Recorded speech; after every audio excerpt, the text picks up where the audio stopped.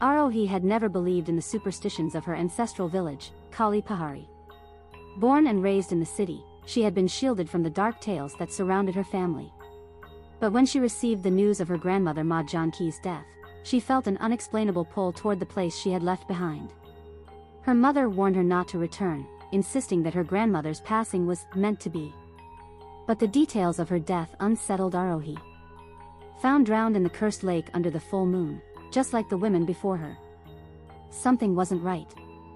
Upon arriving in the village, she was met with fearful stares and hushed whispers. The villagers refused to speak to her, treating her like a ghost walking among the living. Her family home was untouched, as if waiting for her return. That night, as she rummaged through her grandmother's old belongings, she found a diary hidden beneath the bed. Its first page held a chilling message. The sins of the past cannot be washed away. The moon watches, and the curse continues. Run before it finds you. Disturbed, Aarohi wandered near the lake the next evening, desperate for answers. There, she encountered Dadi Parvati, an old woman who had witnessed decades of tragedy in Kali Pahari.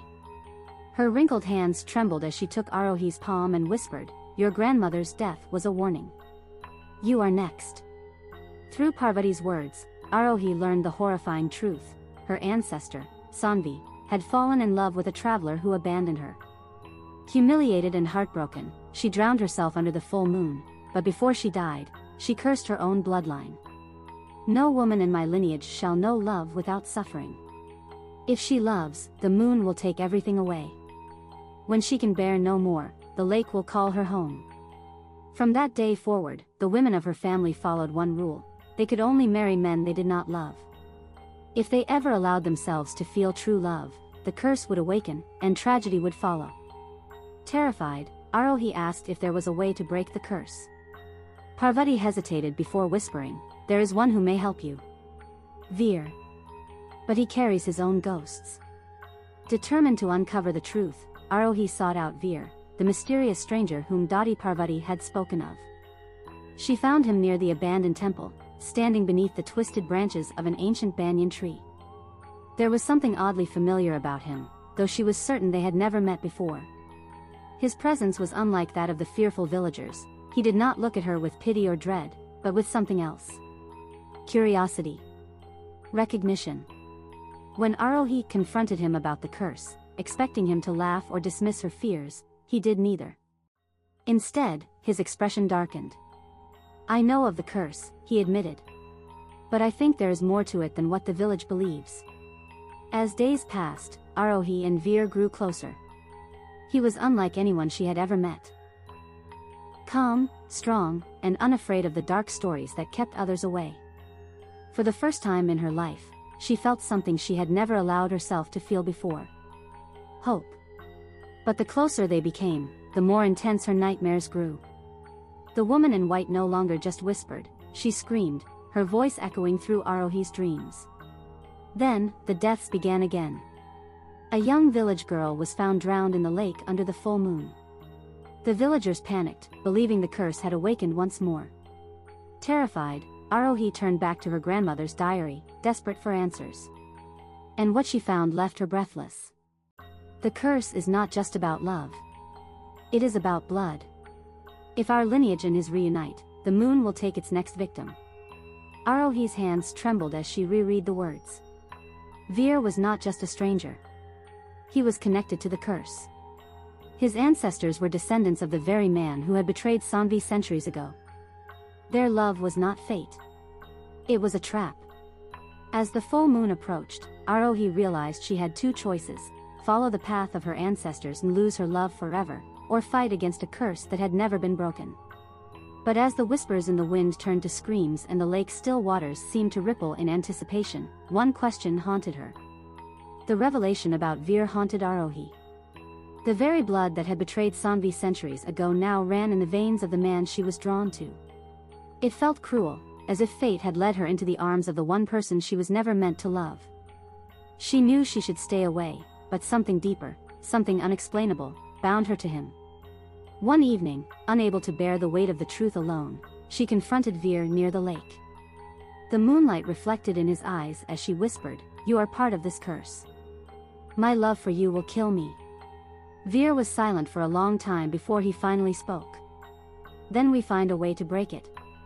His certainty unsettled her. No one had ever dared to challenge the curse. Every woman before her had accepted their fate, sacrificing their happiness for survival. But Veer was different. He believed there was a way out, and for the first time, Aarohi felt a spark of hope. Dadi Parvati, however, was not convinced. "You cannot fight something that was sealed with blood," she warned when Aarohi sought her out for guidance. "A love that was cursed through death cannot be undone by mere will." But when Aarohi pleaded for a way, anything that could help, Parvati hesitated before revealing something shocking. "Your grandmother tried to break the curse once. And she failed." Aarohi's heart pounded as Parvati explained how Janki had once fallen in love, a love she had kept hidden from the world. But the moment she embraced happiness, the curse awoke, and the man she loved was taken from her. That was why she had sacrificed herself, to keep the curse at bay for as long as she could. Aarohi had always thought her grandmother's death was a choice. But now she realized the truth. Janki had given her life to delay the curse, but it was never truly broken. Aarohi tried to distance herself from Veer, but fate refused to let them part. The more she pushed him away, the more he found his way back to her. It was as if the universe itself was forcing them together, despite the doom that loomed over them. Then, the dreams took a terrifying turn. One night, Aarohi woke up gasping for air, her body trembling with fear. In her nightmare, she had seen herself standing at the edge of the lake, her reflection shifting into that of Sanvi's. But this time, instead of stepping into the water willingly, a dark figure had pushed her in. The whispers were louder than ever, "Run, before it's too late." The next morning, an ominous discovery shook the village. A fresh set of footprints had appeared near the cursed lake, leading directly into the water, but no one had gone missing. The villagers whispered that the spirit of Sanvi was awake once more. Determined to break the cycle, Aarohi and Veer returned to the temple ruins, the very place where Sanvi had been cursed. There, beneath layers of dust and time, they found something unexpected, a forgotten prophecy, etched into the stone. The curse of love can only be broken by sacrifice. One must suffer so the other may live. Blood must be given in exchange for freedom. Aarohi's breath caught. If this was true, then breaking the curse meant someone had to die. Before they could process what it meant, a sudden chill filled the air. Aarohi turned to find a figure standing at the temple entrance, draped in white, her face hidden in the shadows. The whispers surrounded them, the air thick with an ancient sorrow. Then, in a voice that sent shivers down her spine, the figure spoke. "You cannot escape what has already been written." Aarohi realized, with growing horror, that the past was no longer just haunting her dreams. It was coming for her. Aarohi's breath hitched as the ghostly figure stepped forward, her white veil drifting like mist in the wind. The whispers grew louder, swirling around them in a chaotic melody of sorrow and warning. Then, in a voice that sent shivers through her spine, the figure spoke again. "The curse is not just a punishment. It is a test. And now, the final choice must be made." Aarohi trembled. A test? A choice? Had every woman in her lineage failed to see this before? She turned to Veer, but he was already stepping forward, his eyes locked onto the ghostly figure. "Tell us how to end it," he demanded. "Tell us how to break the curse." The figure lifted her veil. It was Sanvi.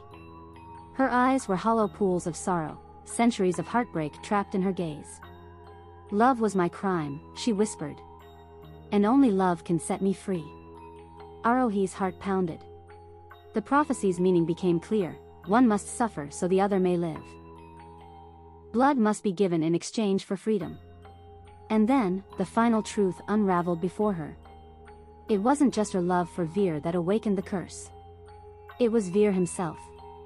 His presence in Kali Pahari had disturbed the balance, reuniting the two bloodlines that were never meant to meet again. The curse had never been about the women alone. It had always needed both. Sanvi's voice turned to a whisper. "One of you must die, or the cycle will begin again. Choose, before the moon takes its own sacrifice." Aarohi felt the world shatter around her. If she lived, Veer would die. If Veer lived, she would be taken by the lake. There was no escape. Only pain. She turned to Veer, her tears blurring his face. I can't lose you. But Veer was already moving, his grip tightening around her hand. Then let me make the choice. Aarohi's scream echoed through the temple ruins as Veer stepped toward the cursed lake. The wind howled, the moonlight growing brighter as if the heavens themselves were watching. No. She ran after him, but the air had thickened, an invisible force holding her back. It was the curse. It had chosen. Veer turned, giving her a soft smile. Aarohi, I was never meant to survive this. His voice was calm, but his eyes were filled with unshed tears. You were always meant to break the curse. Let me be the one to end it. Her heart shattered. But I love you.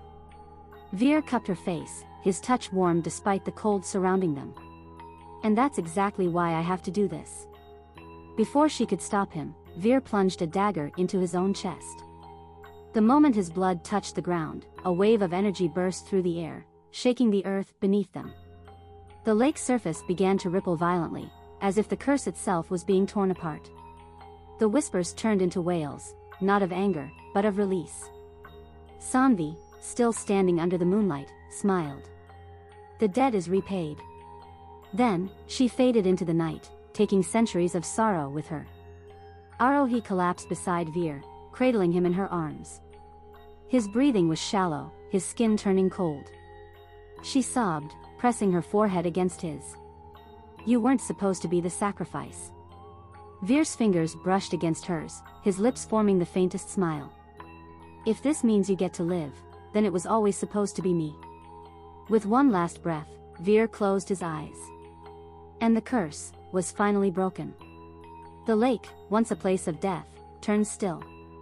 The full moon, once a symbol of doom, cast a gentle glow. But for Aarohi, the victory was hollow. She had broken the curse, but at what cost? As the first rays of dawn broke through the sky, Aarohi whispered her final vow. I will never forget you, Veer. Not in this lifetime, or the next. And in the stillness of the morning, a single tear slid down her cheek, a tear that carried both the sorrow of loss and the weight of love that had finally set them free. The whispers of the moon had ended. But Aarohi's heart would forever echo with his name.